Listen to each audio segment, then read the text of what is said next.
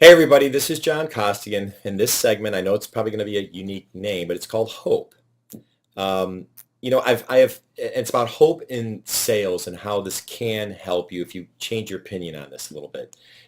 I've done a couple takes on this because I want to make sure it was really clear. And when I was watching it back, I referenced my 5-set CD called What to Say and How to Say it. As I'm watching the tape, when I get done, I'm like, oh yeah, it's right there. I'm like, oh yeah, it's on the wall back there, and I completely forgot it was. But it was with this really young guy, like 15 years ago, who was really young.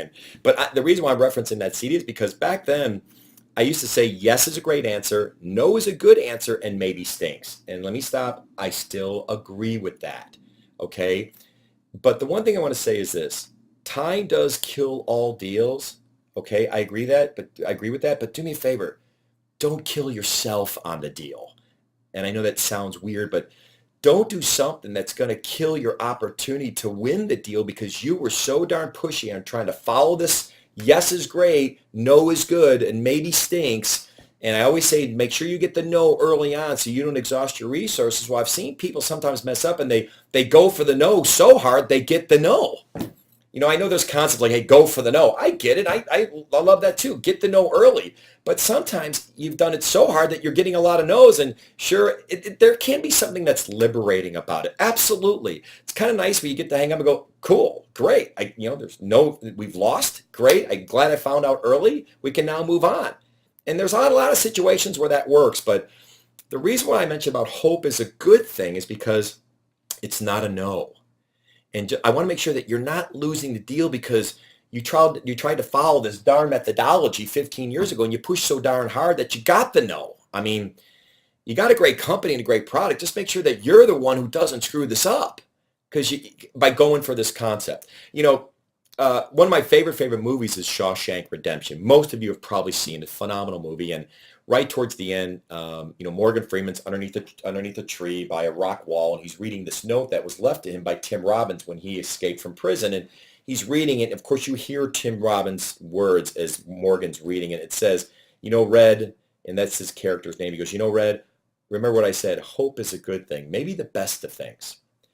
I don't know if it's the best of things in sales, but it definitely plays a role. Don't lose your opportunity because you're trying to push so hard to get the no that you might have gotten a yes a little bit farther down the road, but you were impatient. Okay. I'm also a big believer that yes, if you want to stay in front of them, I mean, it requires nothing to put that in your tickler file, put it 2-3 weeks out. Don't put it in a forecast, obviously. It's not a real opportunity, but you stay engaged, you send a white paper, you bring value. You just don't keep going, hey, how you doing? There's a whole different thing you could do there about giving them value, giving them information where they're looking at you as a resource. That's what you want. But that takes nothing. It's a quick email every 3 weeks or so. Stay in front of them. I'll stay Hope Alley there just to do that. So I would stay with Hope on that. Okay, but when they say, why don't you fly out, I need to have more of this, give me a proposal, then you can get back on the phone and qualify a little bit harder because maybe they now have a need and they've cracked open the door. I will tell you, just before we leave, we had a sales rep for one of my largest clients, a software company up in Burlington, Massachusetts, where this rep stayed engaged and they virtually said, nope, we're with their number one competitor. He goes, we're with these folks. We've been in forever. We're not gonna change. And he just stayed in there, kept staying, sent an email about every 3-4 weeks. And his name's Mark. This is the rep's name. Well, next thing you know, he pinged this person, and the VP called him up and said, you know something? They just screwed up. You just got another shot to get back in, and they nailed this deal, and it was huge. The deal was so big, it probably should have gone to the field, but since this inside rep did such a great job, they wanted to work with him. So hope it's not great, but it's not as bad as I probably made it sound out way back, the way I made it sound way back then. So hope is a good thing. Good selling, everybody.